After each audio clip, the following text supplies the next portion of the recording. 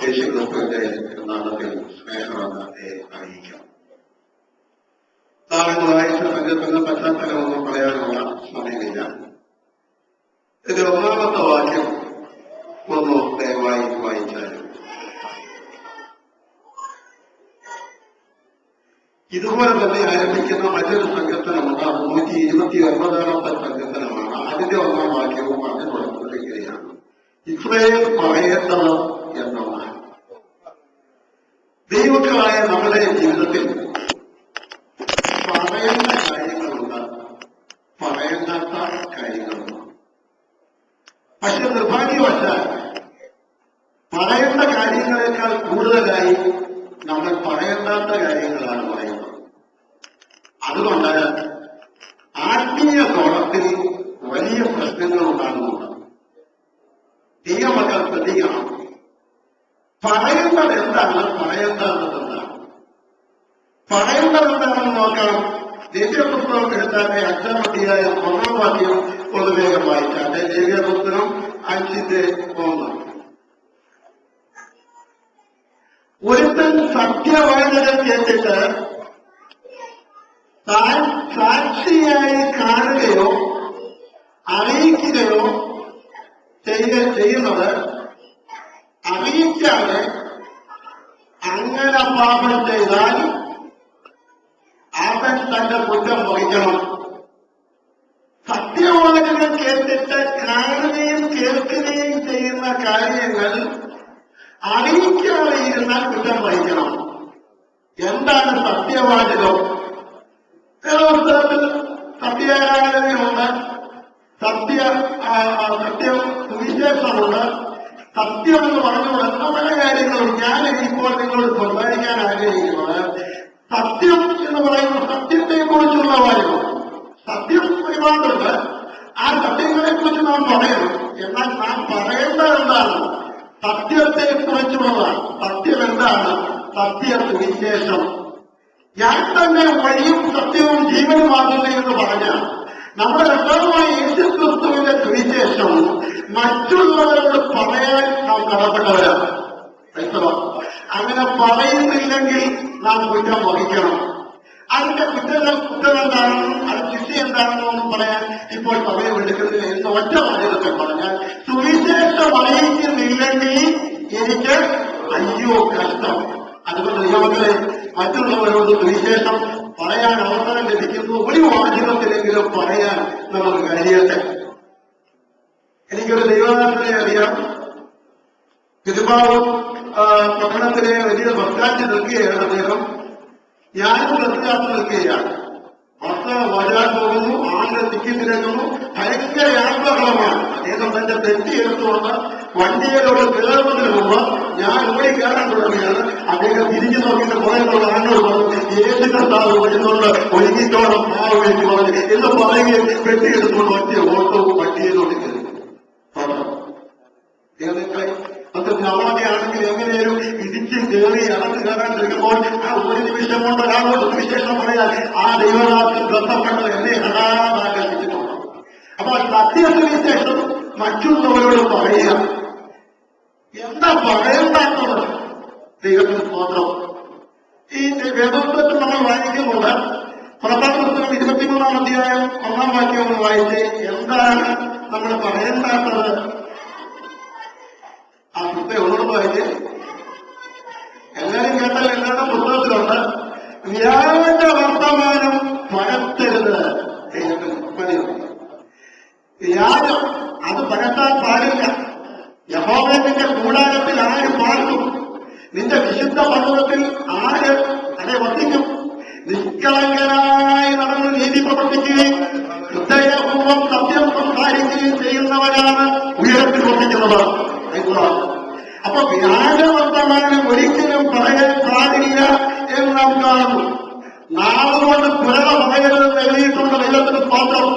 അവരെ എന്റെ വായിലെ വാക്കുകളും എന്റെ ഹൃദയത്തിന്റെ ധ്യാനവും നിനക്ക് പ്രസാദമായിരിക്കാൻ തക്കവണ്ണം ആകട്ടെ എന്ന് ദൈവത്തിന്റെ വചനത്തിൽ നമുക്ക് വായിക്കാൻ കഴിയും. പൊട്ടച്ചല് കരിവാക്ക് ചേർച്ചയല്ലാത്തതൊക്കെ വരിക്കണം. വേണ്ടത് സ്തോത്രമാണ്. നിർഭാഗ്യവശാൽ പൊട്ടച്ചല് ധാരാളമുണ്ട്.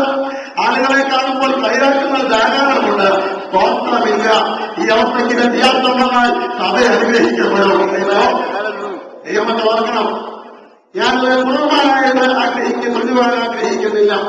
വേദോത്സവം പറയുന്നു, നിന്റെ മാവളത്തിൽ സ്നേഹിക്കുന്ന ഭാര്യയോട് പോലും രഹസ്യങ്ങളെ വെളിപ്പെടുത്താൻ പാടില്ല. എഴുതണം, ഒരു സഹോദരൻ രഹസ്യം വെളിപ്പെടുത്താനായി പാടില്ല. ജലീലയുടെ മടിയിൽ തലവെച്ചിങ്ങനെ ഉറങ്ങിയതുകൊണ്ട് അവന്റെ രഹസ്യം എന്താണെന്ന് കൂടെ ചോദിച്ചുകൊണ്ടേയിരുന്നു. പല പ്രാവശ്യം ഒഴിഞ്ഞു മാറിയെങ്കിലും കിടപ്പ് മടിയിലായി പോയതുകൊണ്ടും അവൻ കരഞ്ഞു ബന്ധപ്പെടുത്തിയതുകൊണ്ടും വീണ്ടും നിർബന്ധിച്ചതുകൊണ്ടും കണ്ണുനീരിന്റെ മുമ്പിൽ അവനും കഴിയാൻ തുടങ്ങി. ഒരു രഹസ്യം വെളിപ്പെടുത്തി, എന്റെ തലയിലെ ജതയിലാണ് എന്റെ അതിശക്തിയുടെ രഹസ്യം. ദൈവമേ, ആ കൃപയൊക്കെ നഷ്ടപ്പെട്ടു പോയി. പിന്നെ അവൻ കുളഞ്ഞെടുത്ത് നോക്കിയെങ്കിലും ആ ശക്തി മടക്കി കിട്ടിയില്ല. ആവശ്യമായ നമ്മളെ അത് സത്യത്തിന്റെ രഹസ്യങ്ങൾ മറ്റുള്ളവരെ അറിയിക്കാതിരിക്കണം എന്ന കാര്യം കൂടെ ഈ അവസരത്തിൽ ഓർമ്മിച്ച് ദൈവത്തിൽ ഞാൻ വേഗം അവസാനിപ്പിക്കേണ്ടതായിട്ടുണ്ട്. നീതിമാന്മാരെ കുറിച്ച് നമ്മൾ തിരുവഴുത്തിൽ വായിക്കുന്നുണ്ട്. നീതിമാൻ ഓർമ്മയിൽ ഇരിക്കുമെന്ന് പറയുന്നത് നമുക്ക് സന്തോഷമാണ്. നീതിമാൻ പലപോലെ വരയ്ക്കുമെന്നും ലബാനോയിലെ ദേവതാരി പോലെ വളരുമെന്നും പറയുന്നതിൽ നമുക്ക് സന്തോഷമുണ്ട്. നീതിമാന്റെ സന്തതി അപവരക്കുമ്പോൾ ഞാൻ കണ്ടിട്ടില്ലെന്ന് പറയുന്നതിൽ അധികം സന്തോഷം നമുക്കുണ്ട്. നീതിമാൻ പ്രതിക്രിയ കണ്ട് സന്തോഷിക്കുമെന്ന് പറയുന്നതിൽ നമുക്ക് സന്തോഷമുണ്ട്. എന്നാൽ ഞാൻ ചോദിക്കട്ടെ, നീതിമാൻ എന്ന് പറഞ്ഞാൽ ആരാണ്? ഒരു വേദവിദ്യാർത്ഥി പെട്ടെന്ന് മുഖം പറയും, ദൈവം നീതീകരിച്ചവനാണ് നീതിമാൻ. ഏത് കർത്താവിന്റെ കാലത്തെ കുറിച്ച് രക്തമുണ്ട്. ഉയർന്നെടുക്കപ്പെട്ട ദൈവത്തിന്റെ ഭക്തരാണ് നീതിമാൻ. അവന്റെ നീതീകരിക്കുന്നവൻ ദൈവമാണ്. ശിക്ഷ വിധിക്കുന്നവൻ ആര്? അവൻ നീതിമാൻ തന്നെയാണ്, യാതൊരു സംശയവുമില്ല. എന്നാൽ നീതിമാൻ ചില ലക്ഷണങ്ങളുണ്ട്. രോഗമുണ്ടെങ്കിൽ രോഗത്തിന് ചിന്തം പറഞ്ഞതുപോലെ നീതിമാന്റെ ലക്ഷണങ്ങൾ ഒന്ന് പറഞ്ഞ് ഞാനിവിടെ അവസാനിപ്പിക്കാൻ പോവുകയാണ്. മറി എന്ന് പറയുന്ന യുവതിക്ക് വിവാഹം നിശ്ചയിച്ച് നിശ്ചയം ചെയ്ത യാത്രത്തിനെ കുറിച്ച് വേദപുസ്തകത്തിൽ മത്തായിയുടെ വിശേഷം 1-19 വാക്യത്തിൽ എഴുതിയിരിക്കുന്നു. യാത്ര നീതിമാനായതുകൊണ്ട് അവർക്ക് ലോകാപവാദം പരത്താൻ അവന് മനസ്സില്ലാത്തതുകൊണ്ടും അവരെ ഗൂഢമായി ഉപേക്ഷിക്കാൻ അവൻ തീരുമാനിച്ചു. കാര്യമെല്ലാം ദൈവമക്കൾക്ക് അറിയാം. കല്യാണം നിശ്ചയിച്ച ആ പെൺകുട്ടി കൂലി വരുന്നതിന് മുമ്പ് അവൻ ഗർഭിണിയായി എന്നറിഞ്ഞ വാർത്ത കേട്ടാൽ നമ്മളൊക്കെയാണെങ്കിൽ എന്തോ ചെയ്തതിന് ദൈവത്തിന് സ്തോത്രം. അവന്റെ വീടിന്റെ അഡ്രസ്സിനകത്ത് പോസ്റ്ററിട്ട് മത്സരം ചെയ്ത് ദൈവത്തിന് സ്തോത്രമുണ്ടാകട്ടെ. ആവശ്യമുള്ളതും അനാവശ്യമുള്ളതും ലോകത്തോട് വിളിച്ചുകൊള്ളട്ടെ. അവരുടെ കുടുംബത്തിന്റെ പേര് കളഞ്ഞ് അവരുടെ ജീവിതത്തിന് ഭാവി ഉണ്ടാകാൻ ഒക്കാത്തത് അവരെ തകർത്ത് കളഞ്ഞ് വിളിച്ചു കളയാനൊക്കെ ഉള്ള ശ്രമിച്ചേ. എന്നാൽ നീതിമാനായ ആ യോസഫിന്റെ ക്രൈസ്തവർ അതെ മനസ്സിന്റെ ആ താല്പര്യങ്ങൾ മനസ്സിലാക്കിക്കണം. അവൻ നീതിമാനായതുകൊണ്ട് അവളെ കുറിച്ച് ഒന്നും പറയാൻ അവൻ ആഗ്രഹിച്ചില്ല. ഗൂഢമായി ഉപേക്ഷിച്ച് കളയാനാണ് താല്പര്യപ്പെട്ടത്. അവിടെ ഇവരെയും പറയുന്നത് അപമാനം കേട്ട് അങ്ങനെ ഇങ്ങനെ മൂല്യമൊക്കെ പറയുമ്പോൾ ദൈവത്തിന് പറഞ്ഞു. സാമ്പത്തിക കാര്യങ്ങളെ കുറിച്ച് ഒന്നും അറിയാതെ ഇരിക്കുന്ന പലരും കോടികളെ കുറിച്ച് സംസാരിക്കുമ്പോൾ ഒന്നുകൂടെ ഓർത്തു നോക്കണം. ദൈവത്തിന് സ്തോത്രം ചെയ്യുന്നു. അതിന്റെ രഹസ്യം എന്താണെന്ന് സഹോദരനോ സഹോദരിക്കോ പിടികിട്ടിയിട്ടില്ല. കഴിയാത്ത കാര്യത്തെ കുറിച്ച് ആ ഓണം സംസാരിച്ച് രഹസ്യം വരുത്തുമ്പോൾ ഒരു കാര്യം ഓർക്കണം, ന്യായവിധി വന്നു കഴിഞ്ഞു എന്ന്. അവനവൻ ശരീരത്തിലിരിക്കുമ്പോൾ ചെയ്യുന്നത്. എന്നാൽ അത് എമ്മിതാക്കോട്ടാണ് വായിപ്പിക്കുന്ന പറയുന്നത് അവനവൻ ശരീരത്തിലിരിക്കുമ്പോൾ ചെയ്യുന്നത്. നല്ലതാകിലും തീയതാകിലും അതിന് തക്കവണ്ണം പാലിപ്പാൻ എല്ലാവരും ന്യായാസനത്തിന് മുമ്പാകെ ഒഴിഞ്ഞു വരും.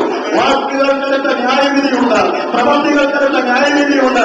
വെറുതെ ന്യായവിധി ഭാഗത്ത് തലയിൽ വെക്കാതെ വേണ്ടാത്ത കാര്യങ്ങൾക്ക് മനസ്സിലെടുക്കാതെ സത്യത്തിന്റെ സാക്ഷിയായി നിന്നുകൊണ്ട് രാജവന്നവരുടെ ഫലങ്ങളെ ദൈവത്തിന്റെ മഹത്വങ്ങളെല്ലാം ആഗ്രഹിക്കുന്ന ദൈവത്തിന്റെ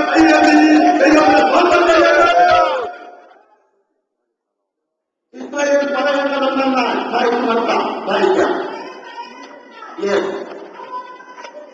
എന്റെ ലോകത്തിൽ എന്റെ പറ്റത്തില്ലായിരുന്നെങ്കിൽ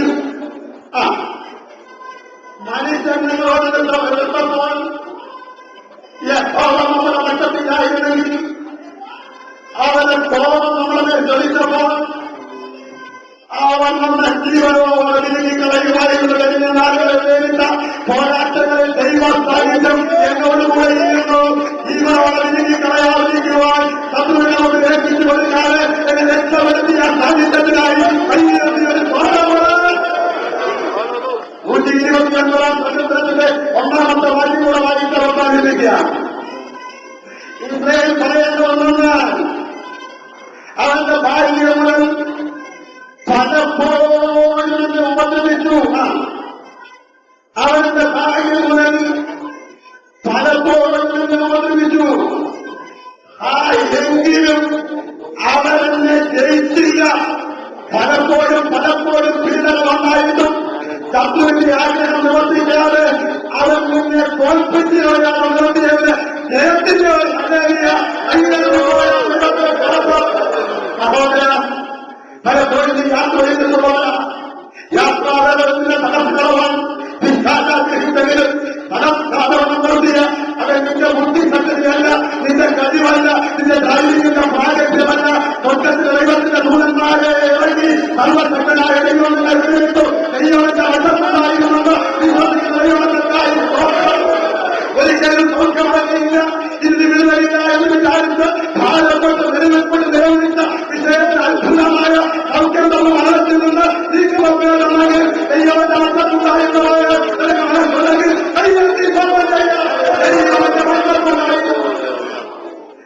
എന്റെ ആവശ്യത്തിന് അനുവാദം, എന്റെ ആവശ്യത്തിന് നാരിയൊന്ന് പൈസ പോലും എന്റെ കയ്യിൽ ആകുന്ന സമയത്ത് എന്റെ ആവശ്യങ്ങൾക്ക് സമ്പൂർണ്ണമായി എന്നെ സഹായിച്ച ദൈവം എന്റെ വശത്തുണ്ടായിരുന്നു.